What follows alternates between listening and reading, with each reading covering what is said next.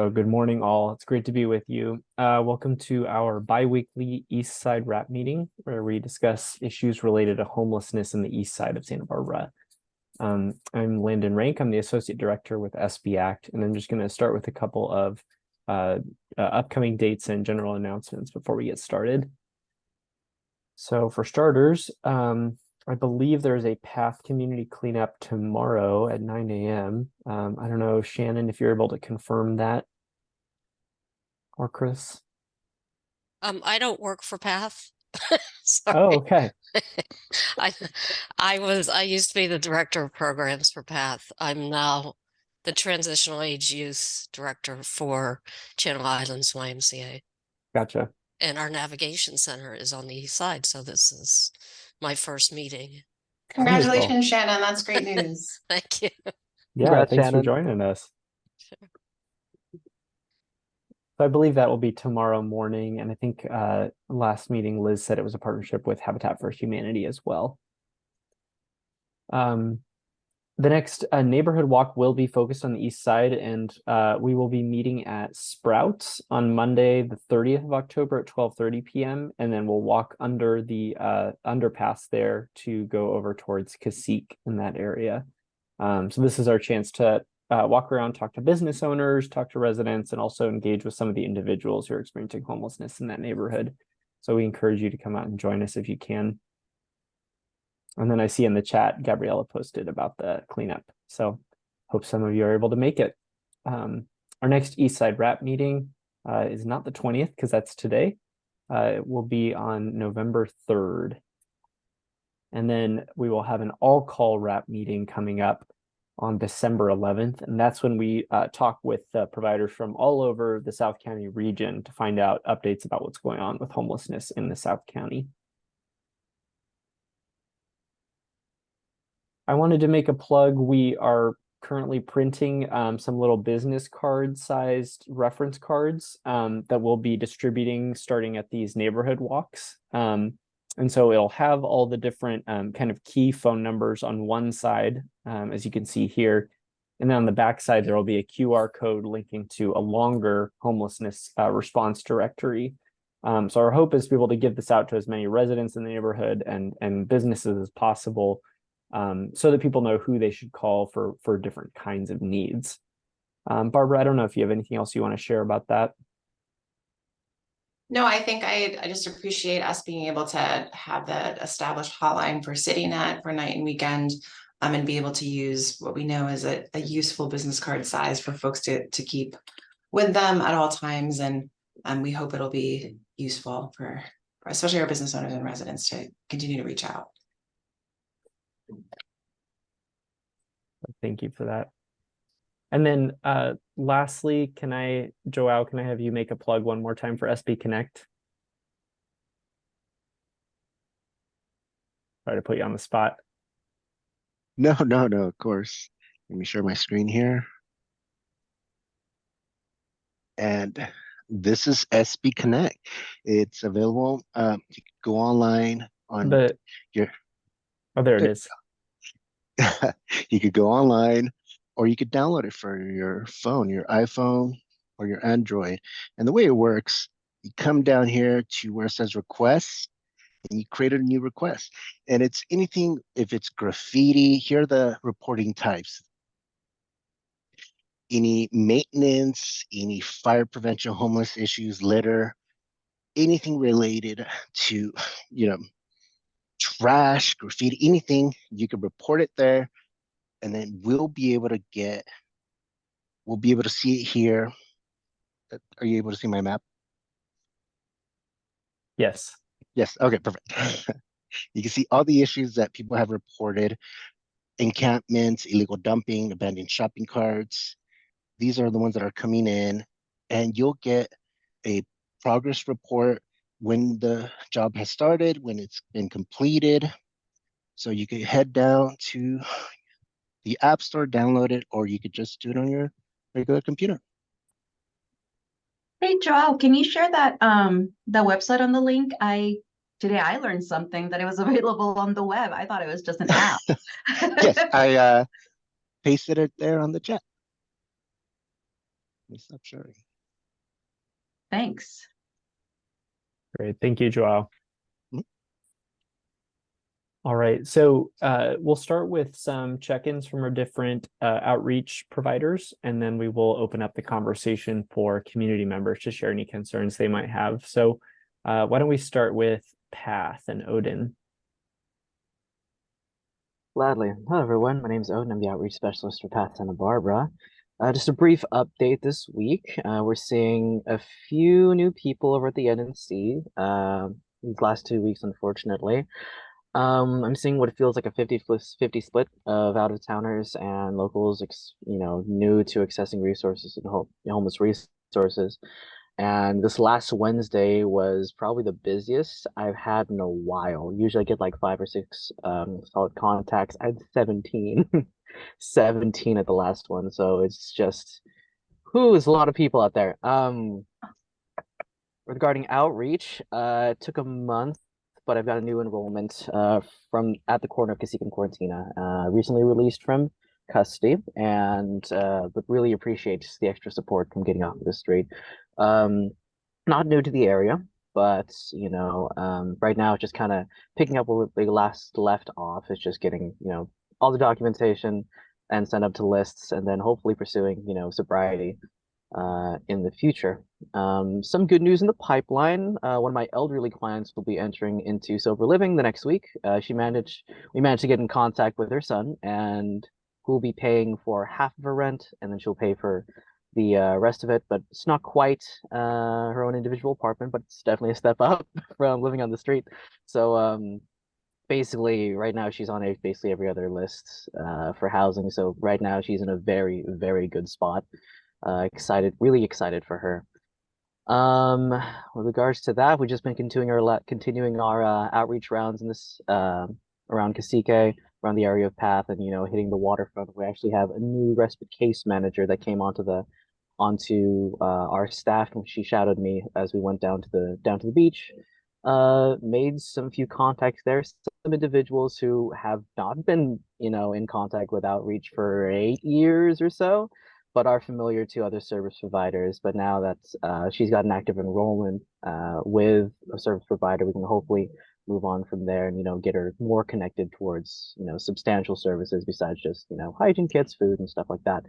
So besides that, just continuing what we've been doing, and that's basically all we've got for these last 2 weeks. Great. Thank you, Odin. Sounds like a busy 100%. couple weeks. All right, let's go to our Good Samaritan team. Good morning, everybody. This is Rachel from Good Samaritan. Oh, sorry, my camera. Over the past 2 weeks, the ARPA team was able to give out about 18 cases of water, cooling rags, electrolyte packets, and disposable fans, as well as hygiene kits specifically to the Milpas area, including by the zoo, by Tri-County Market, the beachfront, and the rescue mission in the Path area. We have 2 individuals that were enrolled in our services from the Eastside area, and we're just encountering a lot of people that would like help.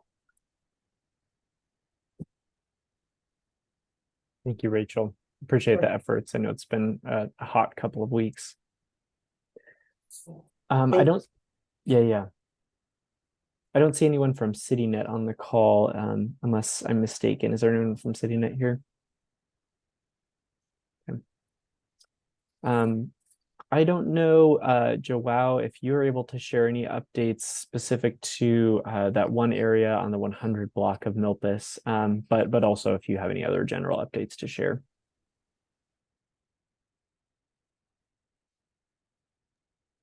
You said the 100 block of Milpas is at the house? Yes. Yes. Fortunately, there is no code violations. It's just an individual that will sleep on the driveway. PD is aware of him. CityNet has approached him on several occasions. But besides that, there's nothing that we can do. Thank you. Do you have any other updates from the East Side area? I will have a new trash container added in front of AC Ramirez next week.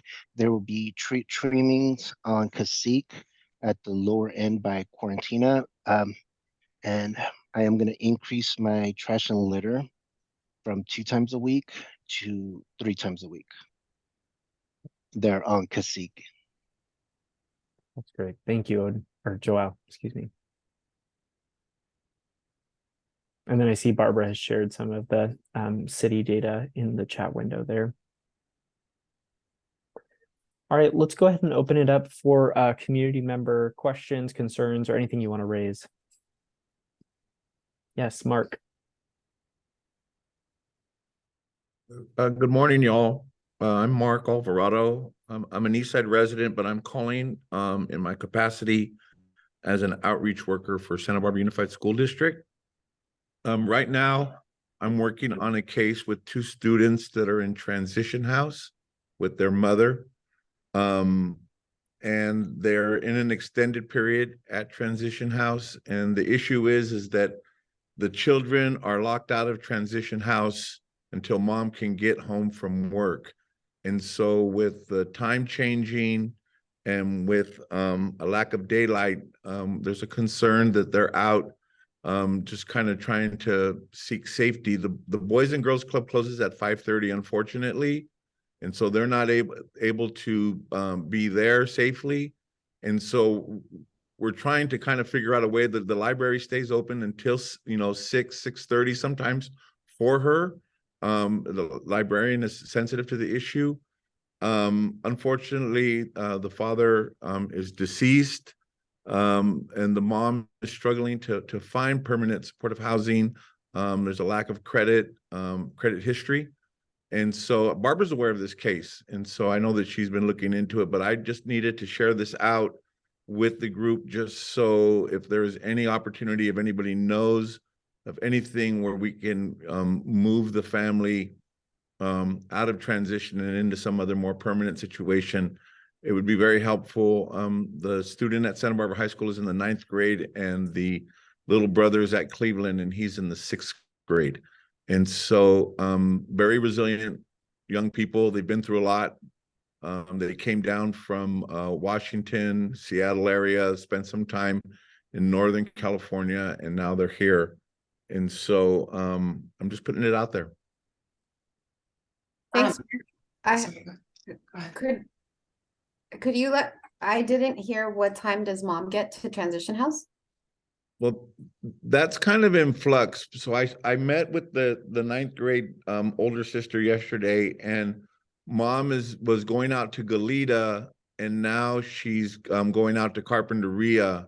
The Carpinteria work schedule is a little bit more stable where she can get there a little bit earlier. But generally the mom wasn't able to get in till about 7:30, and then they were meeting at a bus stop on Anapamu. And then they were walking from there. The Anapamu bus stop closest to the high school. So that was nearest. So a lot of staff that's on campus do see her and the brother, and so they're aware of it. So there's, we have eyes on it, but still there's just a safety issue. And you've talked to the people at transition house about this? I've reached out to the I believe her name is Cristina, and I spoke to her, and she was going to inform the case manager, because there is a power of attorney where a parent or that is there could oversee the kids until mom gets home. But apparently that's fallen through. Nobody wants to take on that responsibility. Okay. And so, I know 2 community centers on the east side that they're closing at 7:30.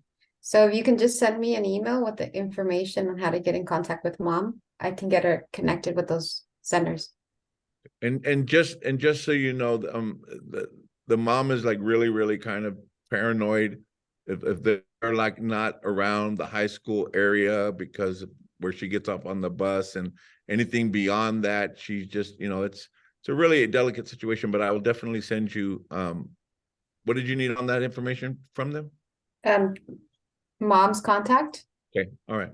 Anything else that you can provide would be good. All right. And Shannon, I know you're new to your role, but I did reach out to Amy Tobias just to see kind of what options might be available for that time gap. So I'm happy to engage with you and maybe we can come up with some ideas along with Councilmember Gutierrez. So, we serve 18 to 24 No, here I know. I in was just Haven, reaching yeah. out to Amy because she also Yeah. oversees Noah's Anchorage. Right, And yeah. yeah, I wasn't sure if there was a connection we could facilitate through the YMCA. I don't really have anything to do with the management of Noah's Anchorage. I do the community programs. I was just looking for a follow-up link. Shannon. Okay, yeah. I haven't Yeah, heard back just from email. Amy. Yeah. Okay, all right. Thank you so much, Mark and Councilmember Gutierrez and everyone following up on that. I'm curious if we could bring them up on family case conferencing. I know they're in transition house, but this might be one worth speaking with the other groups that have other resources to help them get actual housing. So Barbara, if you want to send me those names, I could bring them up at case conferencing. You know, the bigger concern is, and I don't know this, is how long transition house allows them to stay beyond the 3-month threshold. And so there's a concern that, you know, and I know there's a lot of sensitivity with them and how they issue that, but we would be really, really, you know, devastating if they were having to get out of transition house without an alternative. Yeah, Liz, I mean, I trust in Transition House to be able to facilitate that. I know we're looking right now at acquiring a property for transitional house for families because Transition House does not have the capacity to shepherd people, especially families through the system as easily as Yeah. they could.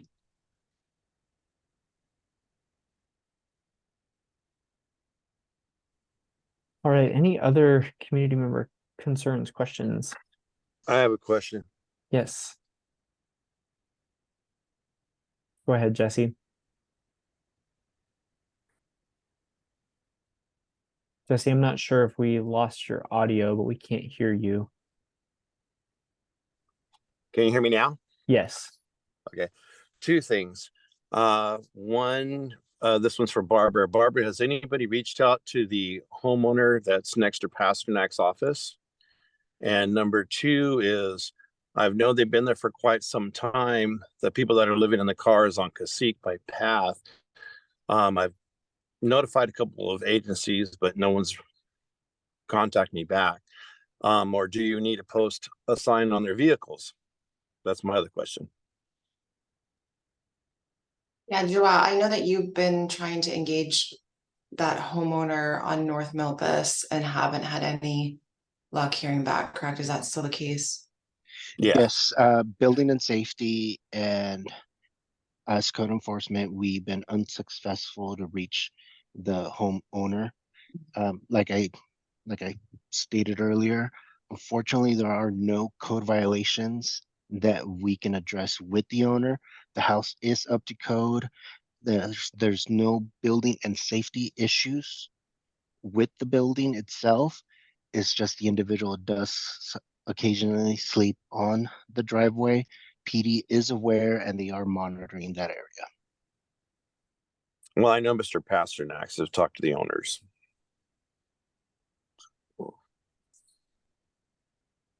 Okay. Again, I've tried an email at building and safety. We left voice messages. We're unable to get a hold of them. Okay. Thank you. And Odin, I know that you and New Beginnings have been working with the individual in one of the vans in the neighborhood. Yes, and Yeah. to my knowledge, all of the vehicles on Cacique are connected with resources. The issue is that there's no other place for them, you know, to say there's no daytime safe parking spaces for them, or there's some out of, you know, outstanding barrier, like, you know, bathrooms or something like that. Some of the individuals there are connected with shelters as well. It's just that, you know, they have a vehicle, they need to park someplace. And they choose Cacique. It's frustrating, certainly frustrating. But, you know, at every opportunity I can, I urge them, hey, there's other places that you can park. It's, you know, for the safety of their vehicle and for the people that's crossing the streets. There's a lot of Marburg vehicles that go back and forth. It's just a danger. you know, but you know, there's something going on, you know, there's a line of reasoning there that's not quite, you know, I'm getting or they're getting. So unless there's like a viable alternative, what I'm thinking there, it's, you know, we're just gonna be at kind of at that standstill. So I'll continue to reach out and motivate and interview, but it's just that where it lies at the moment. Well, and Well, I know, I yeah. Sorry, go ahead, Jesse. I also know that the PD or parking policy with the parking enforcement people. I mean, this car, the van has a flat tire and it has no license plate in front or back. So we just kind of wonder why parking enforcement hasn't done anything about it. I was just curious. Jesse, I could bring this area to parking enforcement's radar. I could have them stop by. Okay. We are seeing an exponential increase in people experiencing vehicular homelessness throughout the city of Santa Barbara.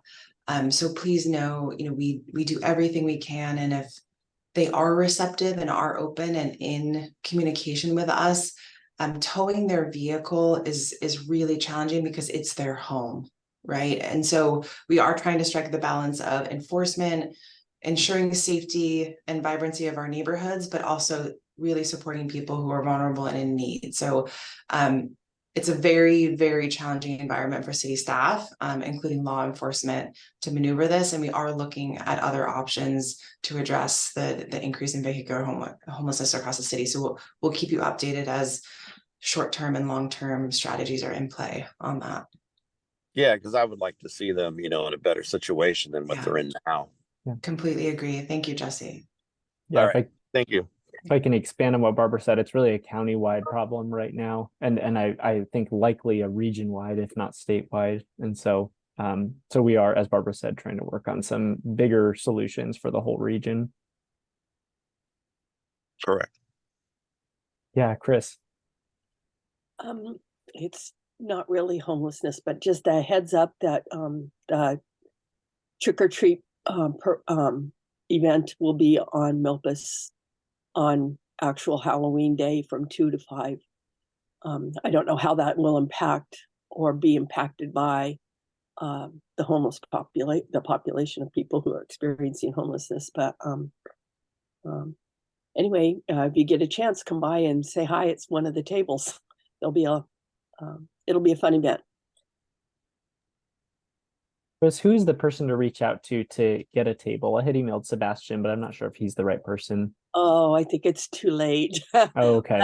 But yeah, he's not totally good about responsiveness, even though he's our president.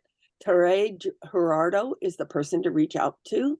Okay. She's the mover and shaker, I guess. No, good to know. I'll still email and see. Okay. I'll send you her email so you can CC her. That'd be great. Thank you. And Landon, I'll just put her email in the chat right now for you. Thanks. Yeah. Thanks, Barbara. Yeah.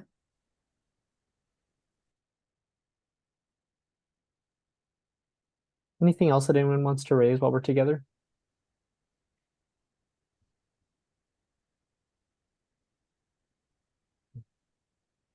Liz, you want to just speak to the kind of closure and reopening of the commuter lot and the impact that it's had on vehicles and where we've seen them kind of land over the last couple of weeks? Yeah, so as we've discussed at prior meetings, we did have to temporarily close down the Correa Castillo commuter lot for a couple of weeks. It reopened. I think we're 2 weeks out from reopening now, and so far it has been successful. We have seen the vehicles have not returned to the lot, but they have spread to other parts of the city, which we are aware of. And we're working diligently with organizations like New Beginnings and outreach providers to continue targeting those vehicles that have relocated to other parts of town. As it's been mentioned before, vehicular homelessness is becoming a significant issue statewide, and we're seeing those impacts at every locally all over our neighborhoods. So we are working with New Beginnings to try to identify more safe parking locations. It is challenging, but we're aware of the importance. So any tips, feedback, suggestions are always welcome on empty parking spaces that might be good options to provide. That would be ideal. I think we have a good group of people here that might know some good places in your neighborhood. So feel free to reach out to me. I'll put my email in the chat just in case it's been a while since you've seen it. Thanks, Liz. Shannon. Yeah, hi everyone. This is the end of week 2 for me here. Channel Islands YMCA. So, like I said earlier, I'm the Transitional AIDS Youth Director here. And I just wanted to remind everyone of the resources we have here at our drop-in center at 701 East Haley for individuals experiencing homelessness between the ages of 18 and 24. They can drop in for laundry, for showers. We have storage. We do housing navigation. So anyone doing outreach, if you could just help spread the word. And I'm going to put my email in the chat. So welcome everyone to come by and visit us, see what we have here. Thank you, Shannon. The space is really neat and a really great resource for all of those transitional age youth. So thank you. Appreciate all that you're doing.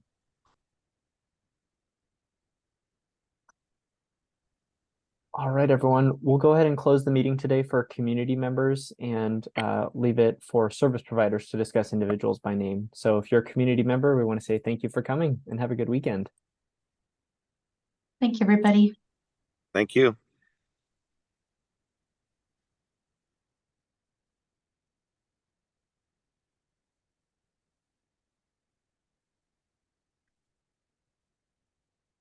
Hey, Odin, when we're in the clear,